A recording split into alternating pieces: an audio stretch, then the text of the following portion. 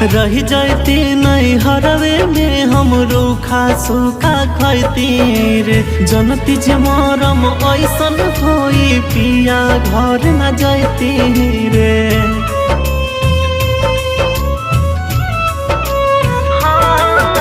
रही जाती नहीं हरवे में हम रूखा सूखा खैती रे। जनती जे मरम ऐसन होई पिया घर न जाती रे।